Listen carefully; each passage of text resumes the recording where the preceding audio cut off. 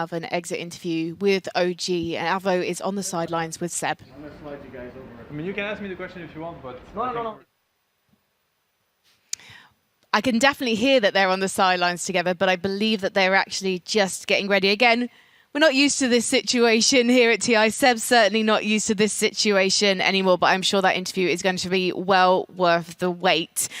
As you guys were saying, an absolute team effort from Spirit, and the draft from OG just wasn't good enough. But that's the strange thing. I thought that the OG, they are the master drafters, and I'm not sure what's going on. It felt stubborn to me. It was kind of a repeat of the first game draft-wise. Pretty Both much, teams yeah. were like, oh, we're confident with our openers. I would say from the Spirit side, their draft improved a little bit. Their mid player was on a hero that buys a Spirit Vessel. That's a percentage-based damage item, very effective against Tiny. That was one of the things they had trouble with in the first game. So that gave them an even better advantage than they had in the previous one. And who was their other new hero? It was... Don't remember. The carry, also percentage-based damage, very good against Tiny. Yep. And so it just felt like they had a better draft against what OG played than the first one, and from my perspective. And do you also think that Spirit are going, well, we know OG likes to fight, so because we are coming into this situation knowing that, we're just going to practice doing it better?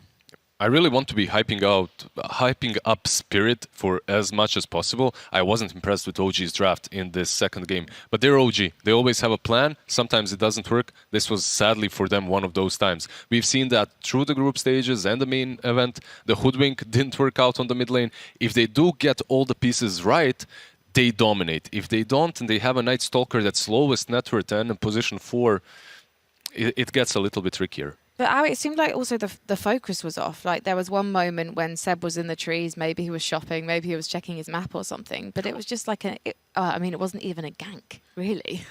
I feel like when your draft is off, sometimes you'll make mistakes because you're trying to figure out how to win the game. Like it's very confusing for OG. Like for me, I think Night Stalker should have been 5, Fearon should have been offlane, and it would have been a lot easier to play the game. But Dota's weird like that. Like you play so many hours into the game, you commit so much of your time into it. The smallest thing being off can make it so that you're not able to play your normal game. Like people, a lot of pros, they always say, I want to play as if it's a pub because you feel so comfortable. You know what's going to happen. It feels so natural. If you're thrown off, this is sort of what happens. Is it fair to say that Spirit were playing like a pub? I mean, no, I don't. I mean, they're playing I'm not saying you right? are. It's just that we keep referring to them as pub stars, and they're top 6 of the international.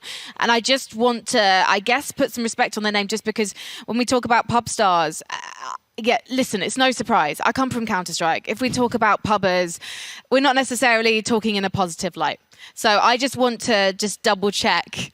Now I've come into your space, that we are giving them the credit that is due. I would say calling somebody like a pub star is not really as negative in Dota because it's like, that means you're like insanely good. If you're a pub star, you're beating pros in pubs. I think the problem that usually translates is you need a captain, and maybe in this case this is an advantage. You get this experienced captain in Maposhka who can make sure that they're playing the right heroes for the game and that he can kind of like corral them. So still let them play their pub, but also make sure you're checking those boxes for how to compete against other teams that are organizing as a cohesive unit. So making the most of that raw talent and then making magic on the stage. Exactly. Perfect. Well, standing by right now, we do have Avo with Seb, so let's hear some final words from Team OG. Thank you, Frankie. I am here with Seb. Thank you for your time, Seb. I wanted to ask you just your thoughts on the last game.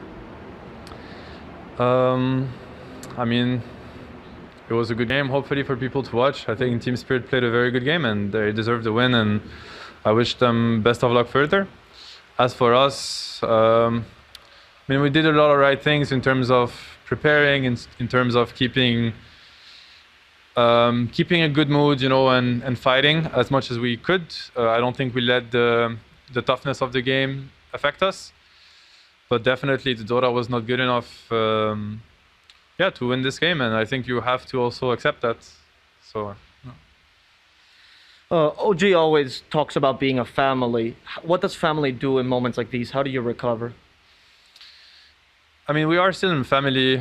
We always will be through wins and losses. What family does is support each other, of course, for those who need support, and also give each other space. Just, you know, like, be loving and caring. This is a big deal for everyone. It's a big deal to lose, in the sense that so much effort put into it. So yeah, we're there for each other.